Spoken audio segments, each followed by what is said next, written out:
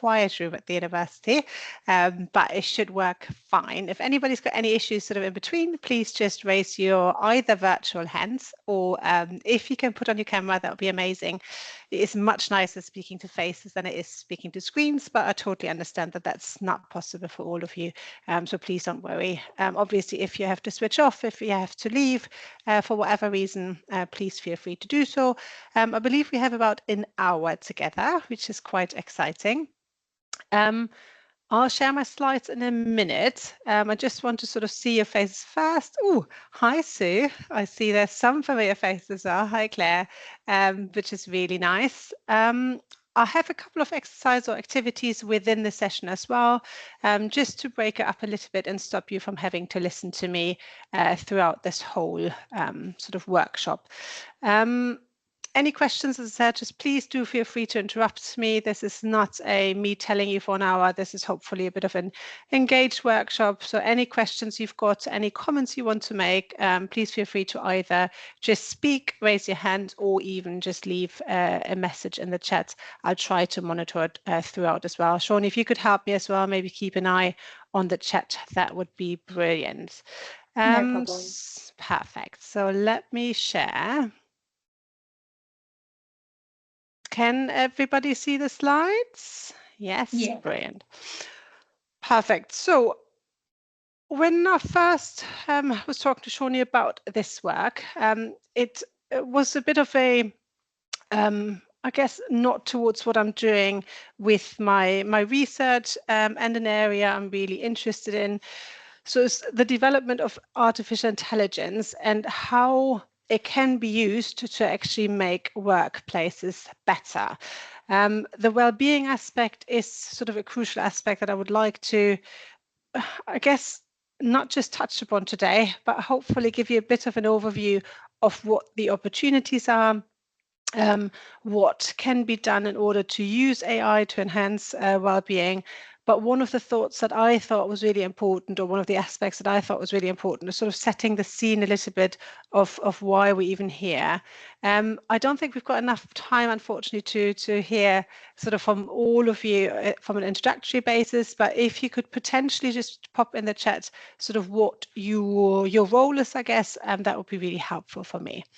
Let me see. Oh, trying to change slides here. Hold on one second. It's fine.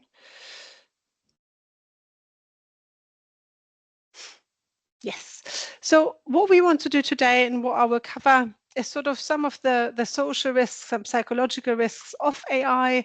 I have no doubt that many of you have seen a lot of the headlines about sort of job replacement, the massive development of AI with regards to potentially taking over the earth in the future, which might be a bit a tad dramatic, but it is some serious concerns that we are facing as a workforce. And that's something I would like to sort of start with, some of the ethical challenges as well. And then I will move more into sort of how AI tools can actually support workplace well-being, what's currently being used for different businesses. I've got an example from Google as well, to just sort of bring it to life. But as I said, anything you find unclear or would like clarification on, please just shout. And I hope that by the end of the session, you have a bit of a better understanding what social and psychological risks are of AI, with a particular focus on the workplace. I'd like to sort of really, would like you to be able to identify different technologies. I initially sort of had lots of links to specific sort of applications of AI in this session. However, I don't want to promote, any in one in particular. But if that's something you're interested in, of actually sort of talking about some of the software that's out there, please just do sort of contact me afterwards. But I'll give you a good overview of what's possible when it comes to using AI in the workplace to support well-being. And then I would like you to be able, sort of as a final thing, to be able to evaluate ethical implications. So be a bit more mindful of how AI can be used. That is not all doom and gloom, but it's also not all just positive and amazing. There is sort of a nuanced approach to it that I'd like you to sort of understand after the session. a big picture of myself. A very brief introduction. Shawnee did say a little bit about myself already. So I am at the University of Plymouth. I see myself an academic. I'm also author, though. I've written a textbook on digital marketing, which was published in 2023.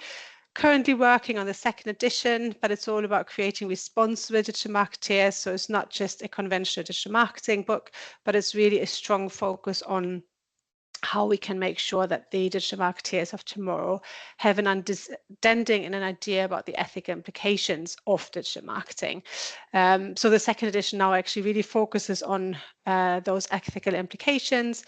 We have links to the Sustainable Development Goals, and I've also written a chapter within a marketing book on the ethical implications of artificial intelligence.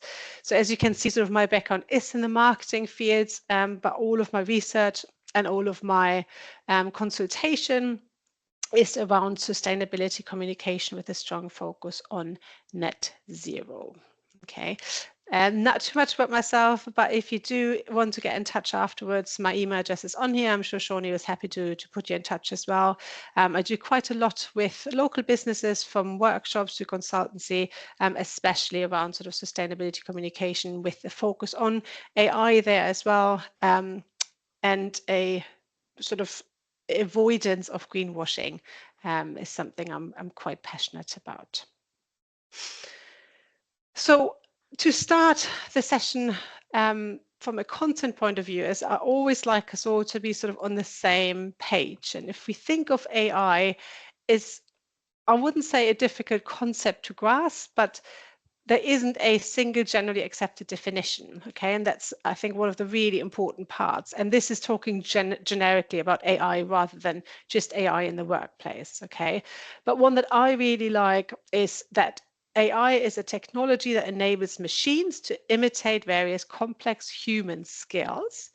And actually, a machine or AI is sort of the imitation of computers or by computers of our intelligence. Okay, I guess what the name says. So it's not human intelligence, it's artificial intelligence. Has been around, as you know, for decades really. It's mainly in the last few years that generative intelligence or artificial intelligence, so G or Gen AI, has become huge. Is that all of us are really I think more evidently and more aware of artificial intelligence in our day-to-day life. When we link that to sort of the workplace AI, there is some really interesting research out there. And I try to keep today's session very practical, but some figures and some research are quite interesting to link to. This one, for example, you see the statistic here, is what departments are actually using AI the most. And as you can see here, and this is based on teams saying they use AI at least once per week, is IT is the biggest, followed by marketing. So again, you know, marketeer that I am by as a job. It is quite huge in marketing, but human resources, accounting, finances, sales, and customer service are not that far behind. Okay, I think especially sort of HR, if you think about it, here it's almost 70% of people say they use it at least once a week. This is from 2024, so the data was collected in 2024. So I assume this year it's going to be even more. And by the way, you see the references on my slides. So I have a list of references at the end, but in all the comments section, you also just see the link, because sometimes it's easier to just click on the link in the bottom. So when you do get the slides, I will make sure that the comment sections contains all the links as well. So it's very easy for you to follow the original source if you need it. I'd like you to just have a very few minutes, but to take a couple of minutes, what I would like you to do is open the chats and please type one word that you associate with AI at work.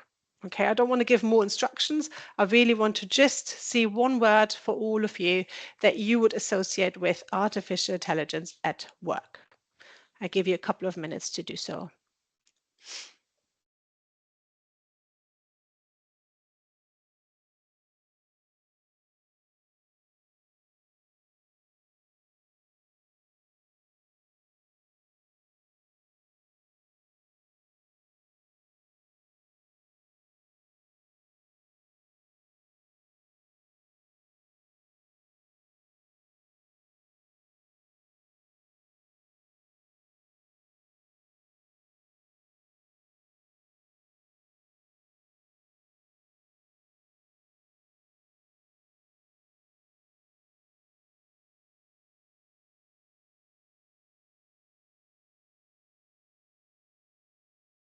So I just need to check the time now when you started. So that's it, I guess.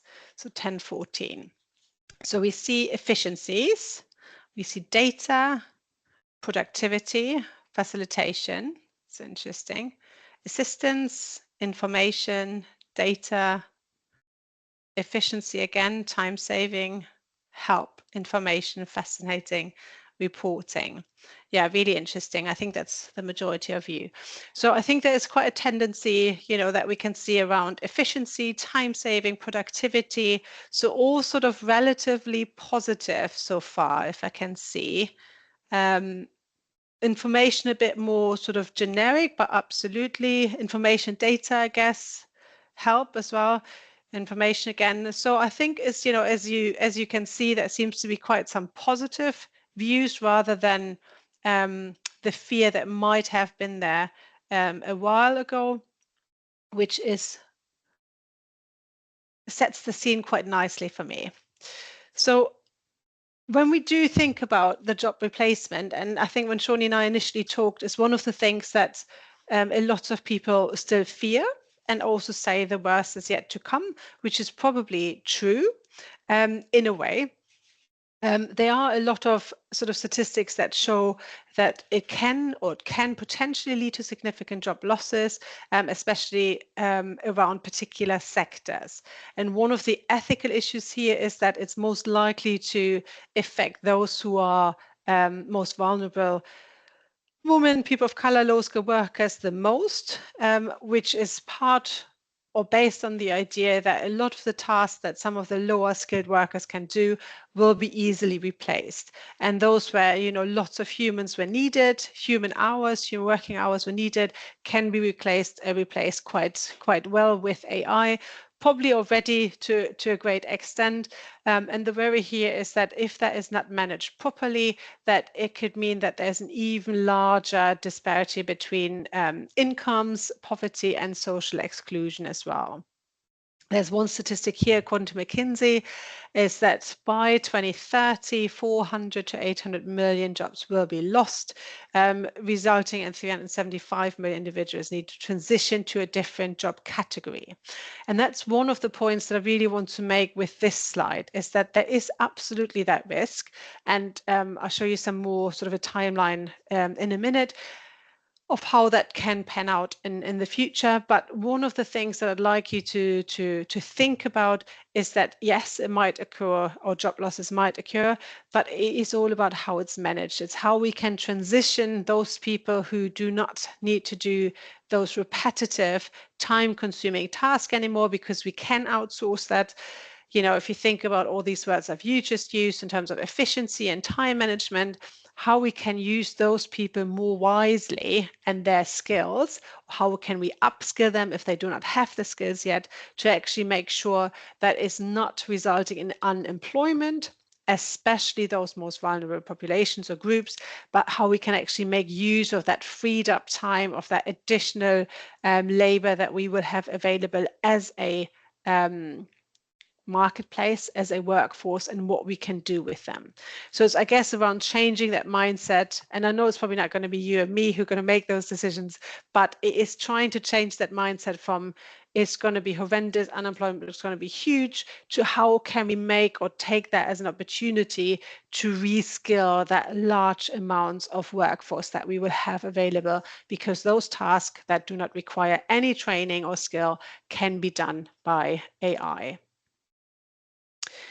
So there's a really interesting paper by Sharma in 2024 where they look at job displacement, but they're looking at it from a pros. So what is actually the opportunity when it comes to AI as part of the job displacement, and what are the cons? I'd like you just, again, if you can just use the chat, and I promise you I won't do it throughout the whole session, but if you could think of one pro that you can think of and one con, really not just about AI, but about the job displacement, okay? So about people potentially losing their job, and AI taking on the role that they had before.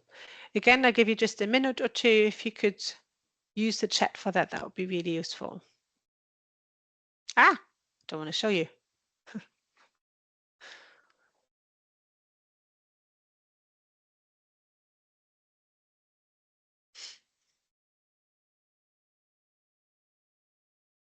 So we've got pro already, displacement of tedious job. Perfect.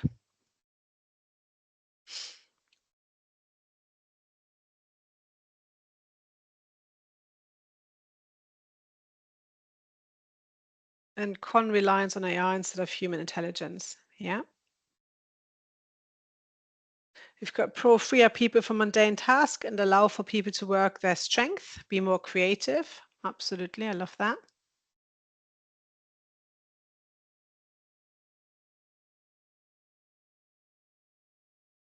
So Andrew, I still see that as your con, I guess, right? So reliance and judgment. So relying on AI's judgment too much can definitely be a con. You've got better working hours. That's a good pro, Sarah. Again, Elizabeth as well, pro new opportunities, absolutely. Mass and unemployment can be a con if not managed well, absolutely. Pro boo, oh, I lost you there. Laura Jane, pro, boring, easy job could be taken away and con, absolutely lose the ability to think for ourselves. Yeah, sometimes notice that myself already. A con, risk of duplicating, people having to check the AI work. Yeah, absolutely. And that already highlights the human factor in AI. Con, the greater unemployment potential, pro, repetitive, tedious jobs. Perfect. Yeah. Pro, ensured repeatability and less mistakes. Yeah, Becky, that's up for debate, but definitely could be a pro. And I do think you're right, actually, in the grand scheme of things. Pro, potentially safe and certain jobs. Con, loss of jobs far for less enabled people. Absolutely. Got Shawnee as well, more efficient, be more creative to other things than mundane work, and relying on AI too much, lose problem solving skills, unemployment. Absolutely. Efficacy and accuracy of AI, brilliant. And could de-skill our population, future risk. Yeah, I like that one as well.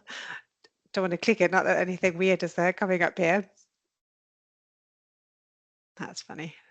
Pro reduction of repetitive work and the carbon use of AI, brilliant. So yes, absolutely. So there are a couple of points I'd like to just pick up on, and again, I will throughout the workshop as well. But this less mistake making is absolutely true. And I think in the grand scheme of things, overall, there's a lot of evidence for that.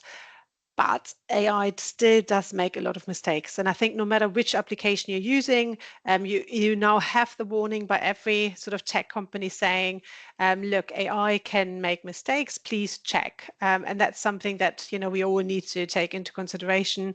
I briefly said earlier, a lot of my work is around misinformation as well. I think I said that earlier. And especially with AI, misinformation or the problem of misinformation and disinformation, so fake news, has really grown tremendously.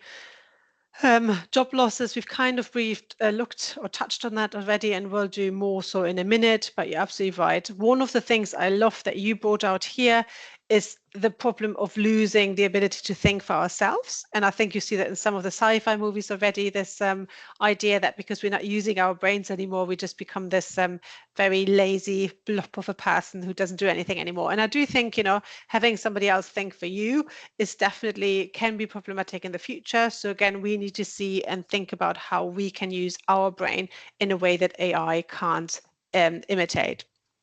And then I love, again, the carbon footprint of AI is absolutely humongous. So all the data centers that need to be built for AI to work, nobody has any clue yet where the energy is coming from. We look at the US and the UK, and I've actually just starting a proposal to work on especially that problem with regards to users' perception of these data centers, because the energy that is needed is just unbelievably much more so than the conventional internet or search engine, for example. I think one of the most common statistic is that if you use a Google search for, say, the running speed of a cheetah, for example, or a tiger or a lion, and you were to do the same thing with ChatGPT, for example, or another AI application, it's 80 to 150 times as much energy needed to, basically get the same answer. So it's something to definitely consider as well. Corporate control of AI is a good con as well, actually. And control around data is, again, something I'm going to touch upon in a minute, but is one of the biggest issues really that needs solving at the moment. So I'll show you the slides that I've got on here. Enhanced efficiency, so perfect cost saving, improved decision making, again as well, because obviously AI can use a huge amount of data to base their decision on. So we have to rely on what we know or on what we can learn basically to make decision. And AI has the ability to learn from a huge amount of data. So definitely improved decision making and technological innovation as well. Okay. Especially from a workplace, from an organizational business point of view as well, those companies who do not or who refrain to use AI will lose their ability to compete because it's just not realistic to say we're not going to use this new technology because we don't believe in it or for whatever reason. You will be left behind as a business. Unemployment rate and skills gap as well. So that is with regards to actually understanding AI, using AI, but also just not seeing how those people who have lost their job can be upskilled. So a sort of skills gap from different angles. Income inequality, and again, this is something I'd like you to just heighten your awareness for today as well, is that AI in the developed world, again, is completely different with regards to application, development, accessibility, user-friendliness than it is in some of the less developed part of the world. So it's something that needs to be, again, managed properly in order to not make these inequalities even bigger. And there are a number of ethical concerns around that, just job displacement and using AI in the workplace. So I've alluded to sort of the time frame earlier on already, and this is still based on the article by Sharma, 2024 here. They predict that especially in the short term, so we're thinking now, from 2025 through to 2030, so 1 to 5 years, is there specific industries that are going to be using more and more AI. And that's, for example, customer service and transportation, that have sort of already used, or they are using quite a lot of AI already. If you think about customer service, things like chatbots, for example, I think none of us have tried to speak to a real person when it comes to problem solving, and you're just being sort of directed to using an AI powered chatbot. But that's definitely some of the industries, so customer service, retail, and transportation, where a lot has happened already, but will happen more in the next sort of 1 to 5 years. Transportation is all about efficiency, really. So is from a data point of view, being able to predict more accurately delays in planes, for example, or trains or buses, making it more attractive for the user, for the traveler. Customer service, I alluded to already. And what we can see is basically, again, those companies that do not invest in AI-driven solutions will have a problem from a competition point of view, because they just won't be able to compete. If you think about the more next 5 to 10 years, so we think about the 2030s now roughly, there is going to be a more broader range of sectors that is going to use AI more. I think I saw one of you as well from healthcare. So I think medicine is probably one of the biggest factor or biggest industry that is going to use AI more and more. Obviously, it's used already quite a lot when it comes to diagnostic work. So, working through a lot of different data types. And the way we understand, I think all of us, AI in a more simple and basic forms is you feed data points into a machine. It sort of learns and trains on that particular data and improves their own decision making based on the data they're finding. And as you can imagine, in medicine, it is quite a fantastic technology to use. If you think about cancer detection, for example, or other bits and bobs, where a lot of data is available for us humans to work through all of that data and then make decisions based on the data is a lengthy and time-consuming process and tiring process as that as well. Plus, we don't have a lot of doctors, or not enough doctors, especially in the UK, who can do all that work. So it's one of the things that we're going to see, or predicted to see, biggest changes when it comes to AI. but also we see in the next 10 years that actually that job displacement is expected to widen, okay? Because there is going to be better availability of AI, it's going to get less expensive. Hopefully data centers are going to be built more, again, efficiently across the UK, so we can have those data centers supporting the AI work. Lots is happening at the moment, so we're seeing that sort of impact being sped up, but with that impact being faster, we also see more of those job losses occurring, especially if we don't invest, if the government, if the businesses don't invest in sort of upskilling that workforce. And we've just had a question, Han, Oh, yeah. from Sarah. Says, I'm curious where accountability lies when using AI if mistakes are made or misinformation given.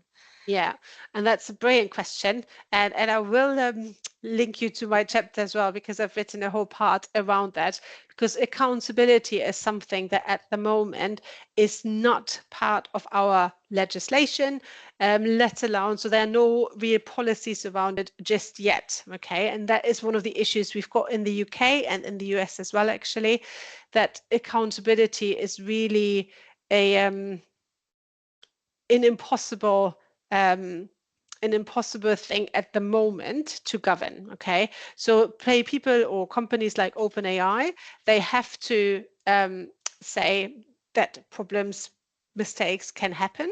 So that is kind of their way of, I guess, shifting the accountability to say, look, you're using AI at your own risk, especially for sort of the wider population.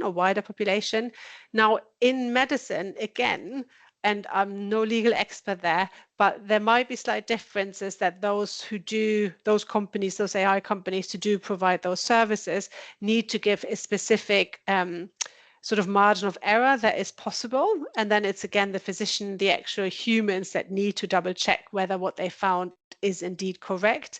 But I have heard of lots of cases where there have been mistakes made, especially in the medical area or industry, and the AI company was not able to hold them to account because they have this this saying that there is no legal requirement for them to be 100% correct, okay? So it's a very gray area, it's really difficult, and for a lot of the things that we do see, which is where sort of policy government tries to come up with how we can manage that better. But at the moment, it's really not managed well at all, okay? And it's not just in the UK, it's everywhere. That yes, there are some regulations of what they need to adhere to, but what really happens when something goes wrong? So far, AI companies have not been the ones that actually have to take the blame, because they sort of save their own backs by saying mistakes can be made, we're sorry. Okay, but it's a very, very good question. Just quickly, does that answer your, sorry, it's not more satisfactory, but that's unfortunately what it's like at the moment. Perfect, thank you. Shawnee, that was great, because I don't see any of the comments, okay? I just see my screen. So Yeah, if no you, worries. that's perfect, thank you. Brilliant. So as you can see here, I thought it was just kind of useful, and please do take a look at the original sources as well. We all just guessing, there's a lot of sort of work around what's going to happen. But the fact is that especially sort of policymakers in the future, they need to look at how we can really manage that transition that is going to happen, that will happen more smoothly without widening those sort of inequalities and massive job losses. There you go.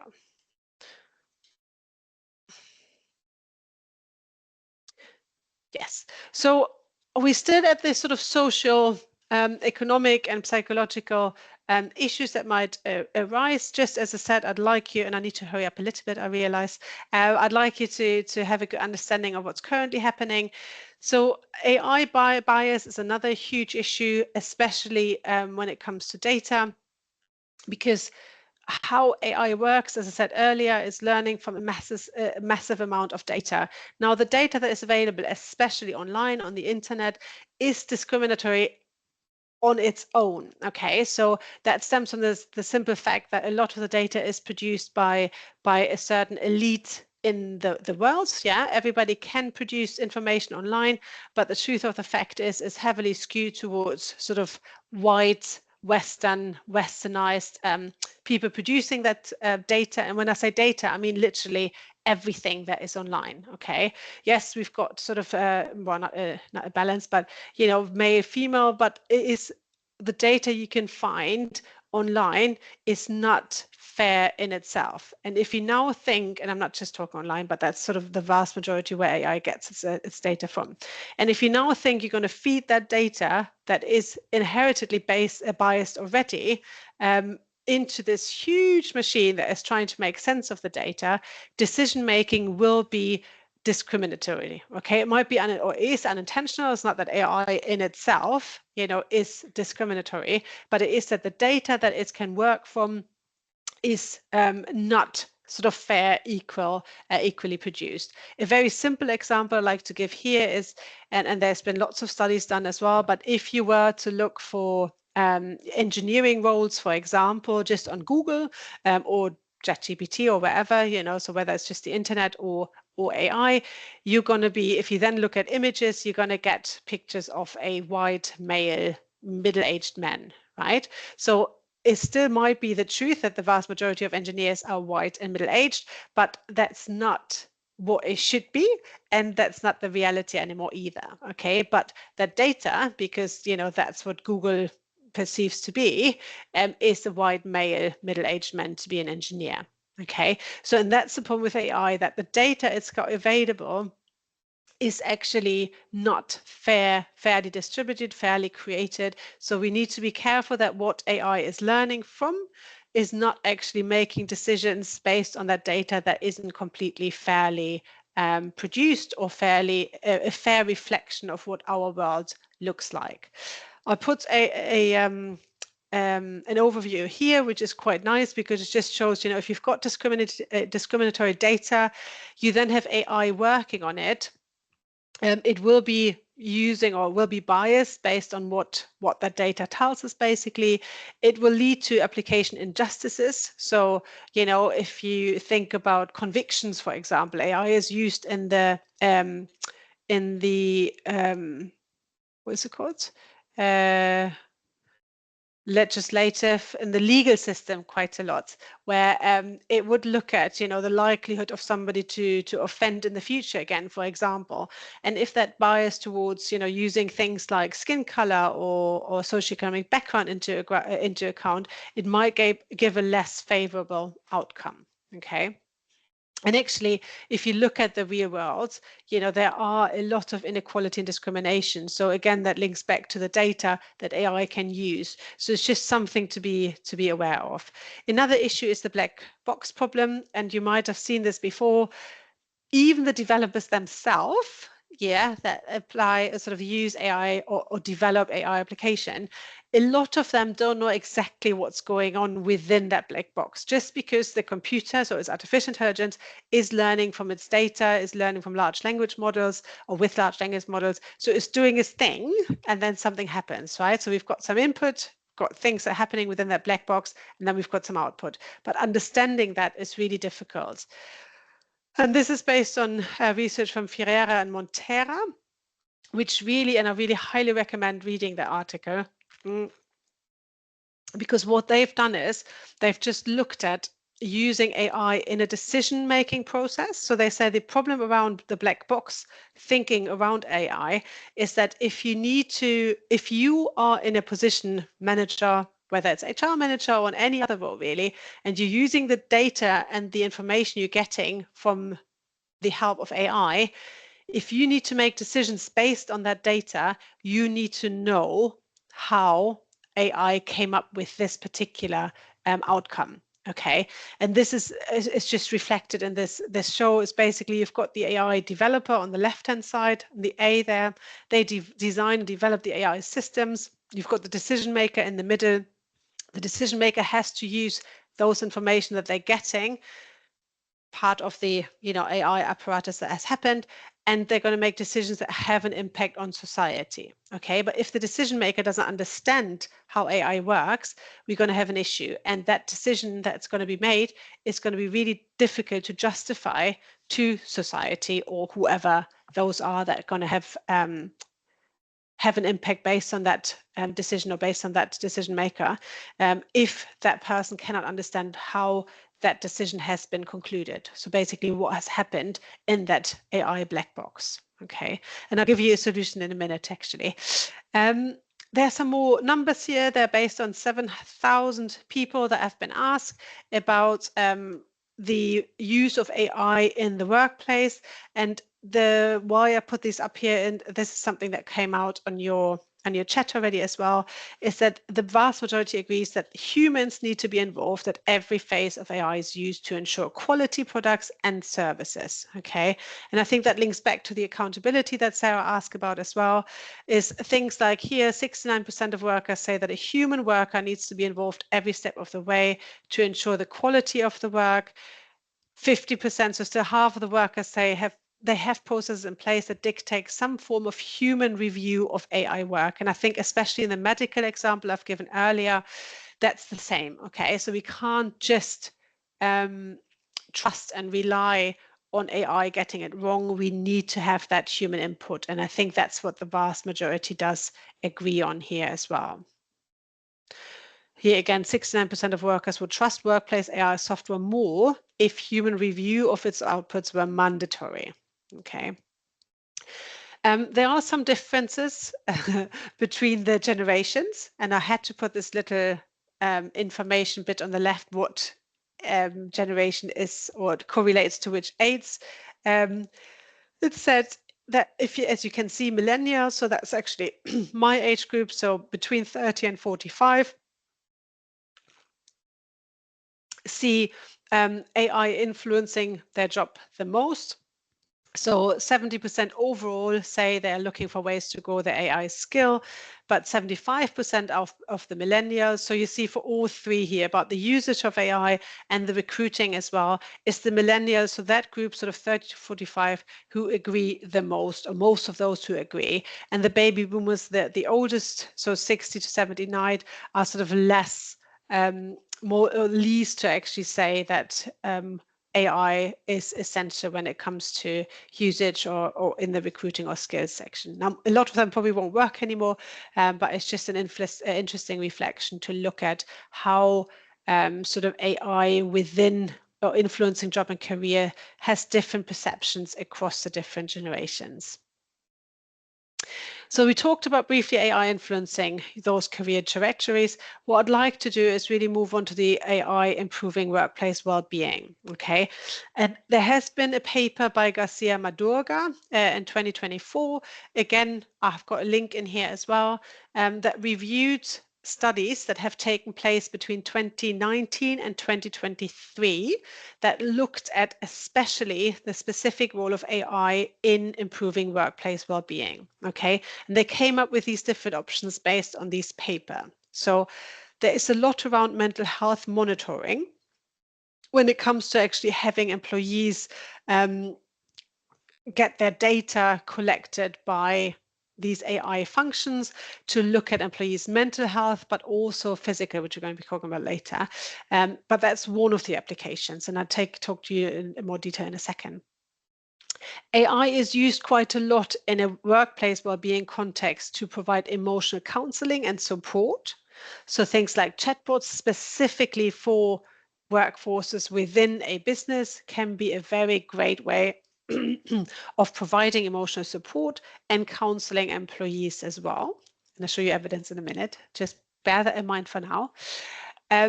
Workplace well-being in AI is often done in the form of personalized wellness programs. So that's really important. That is probably one of the most sort of successful applications is get employees to wear things like wearable monitors, you know, to actually manage their health data that they're getting, to make predictions on how we can improve that personalized wellness or health of that particular person. We are using, or AI is being used in the workplace to identify risk factors. So things of where things might be going wrong. If AI has got access to data, say from the last 20, 30 years of where accidents have happened, where mental health, breakdowns such as, letting people go because of stress-related issues, they can look at that data and make predictions of how to avoid and reduce the numbers of risk factors that they have identified.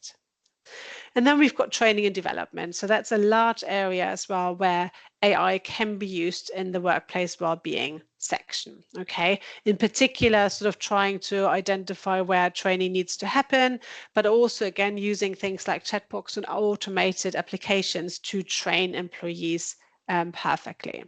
So these 5 points that I've just mentioned are basically in an overview here. So I won't go into much detail, but I did want to show you that every statement I've made previously in terms of how AI can be used for the well-being of workforce has been proved by these studies on the right. Okay, I know it's a very small table. But the first hypothesis, so a theory that these particular academics made, was saying that actually AI applications in the workplace setting significantly improve employee mental health and overall well-being. And then they quote these different studies on the right here by saying, for example, I'm just going to name one here, that Izumi et al. In 2021 did actually confirm this by demonstrating the effectiveness of AI in real-time stress and mood monitoring. Now, you probably ask, and I was wondering the same thing when I read the study, is who would be willingly wear any health trackers in work and have your workplace, allowed to monitor your health statistics, right? Now, I personally am not sure whether I would do this, but it is a finding, is evidence that actually there are a lot of people who are willing to do that. And I'll give you some recommendations in a minute. Just to briefly talk about the second sort of statement or idea these researchers had was that the implementation of AI-driven personalized wellness programs reduce the incidence of work-related stress and enhance job satisfaction. So this is all about personalized wellness programs. Okay, how can we, for individuals, how can we utilize AI to come up with such programs? And does that actually lead to job satisfaction? They predicted yes, and then demonstrated with different studies. For example, Laureiro here in 2023 demonstrated that AI can help employees handle stress better, leading to increased happiness and engagement. So if you need any evidence to suggest whether that's your manager, line manager, or whether you are an HR manager, do please look up this article. It's a very recent one. You will find a lot of support from actual academic studies where they've looked into the workplace. It's not just some theories. They actually put together a whole lot of evidence of which one of these programs do work for implementing AI in well-being, or using AI for well-being in the workplace. Okay. So one of the things that came out was the well-being program, so personalized employee well-being programs. And that is, again, based on the amount of data that AI has available. And they can come in lots of different shapes and forms, okay? Personalized coaching here, stress management tools, even fitness tracking, if your workforce is willing to do.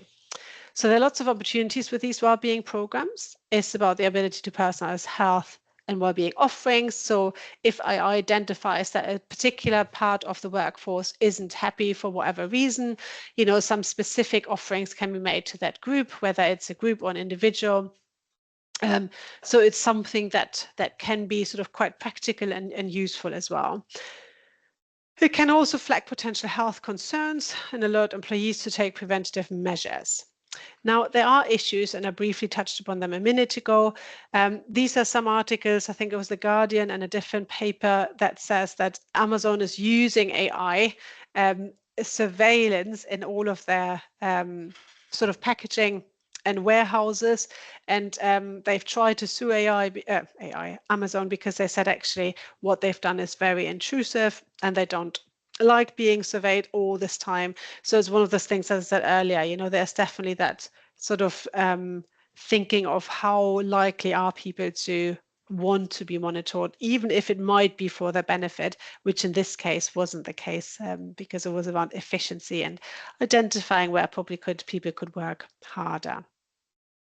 So we've got 11 minutes, so 7 minutes might be a bit long, but what I'd like you to do is just for 5 minutes, if Shawnee could put us into breakout rooms, so 4 to 5 people is absolutely fine. And I'd like you to discuss, so based on what you've just heard for the last sort of 45 minutes, I'd like you to discuss how could your workplace use AI to promote well-being? So any of the things we have identified, whether it's personalized programs or anything that we have covered, how could that be used in your workplace, and what ethical concerns might be addressed? Okay, if you could nominate one spokesperson to either share with us in the chat afterwards, or you can pop it in the chat while you're there, it doesn't have to be lengthy, or if you could nominate somebody to talk, that would be great. And Shawnee, if we could just, you know, pop everyone, give them 5 minutes in their breakout sessions, that would be fantastic.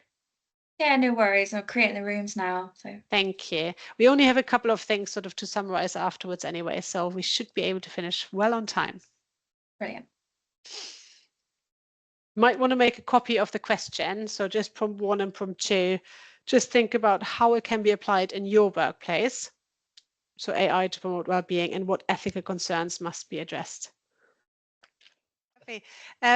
We only have 3 minutes left, so I don't think we can sort of collect much more. I think maybe just as an overview for what we said was that actually, you know, people would be quite willing to share their data potentially, but the question is what's going to happen with that data. You know, first of all, is that data safe in itself, but also what was an organization do with all that data? Would they actually act upon it, you know, to create a wellness program, or would it be potentially used against you? You know, there were quite some really interesting bits we touched upon.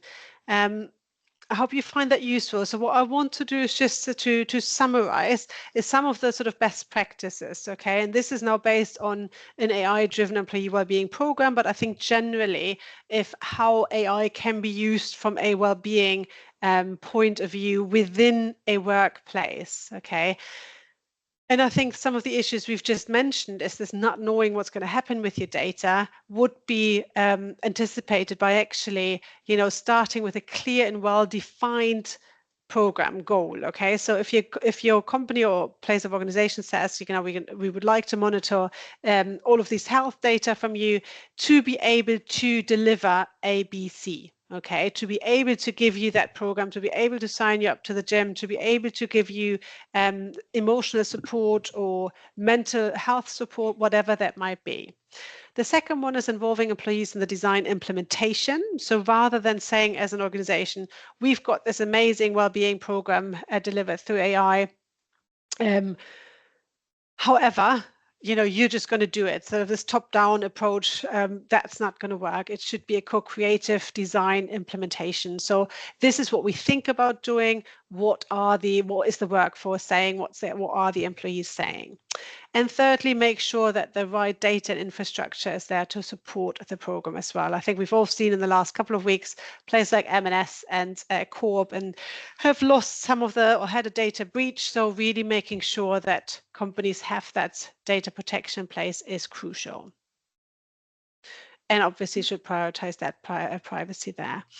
So just the last couple of points about responsible AI. Is usually done for sort of the AI developers, but there is a movement that has been around for about 10 years now. It's called explainable AI, and that moves away from that black box thinking, okay? It's actually training AI to be able to justify the decisions based on the data that they've got available and providing how they came up with that particular analysis, okay? So it's moving from the data, machine learning, and then making a decision based on training the data, but have an explainable model of what's actually happening within the AI apparatus to make sure the user, so us, actually understand how AI came up with that particular output. Okay, it might be using references, might be an explanation of what's happening, but we need to have AI that is actually explainable.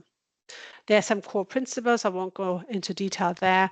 And Google is actually applying a responsible AI framework. Again, I put a link in there as well, but it's all about being innovative, using responsible development and deployment, and making it a collaborative progress together. So we've talked about the potential of AI to enhance and harm well-being. We talked about ethical, transparent, and human-centered AI, explainable AI, and I would like you to take away how potentially you think AI can help that to support your well-being. Thank you very much. I wish we would have another hour, actually. Please do connect on LinkedIn. That's my book if you're interested, and also listen to my podcast. We've got some amazing guests on there. Any questions? Sorry, we don't really have time for questions, Ronnie, I think, but yeah, thank you so very much, everyone. I Thank you. apologize. Thank you. Thank you very much, Hanne. Thank you. I know, you're Thank very you. welcome. Stimulating. Well, I'm really pleased, Sandra. That's very nice. Have a Any good day, follow-up everybody. questions? Thank you.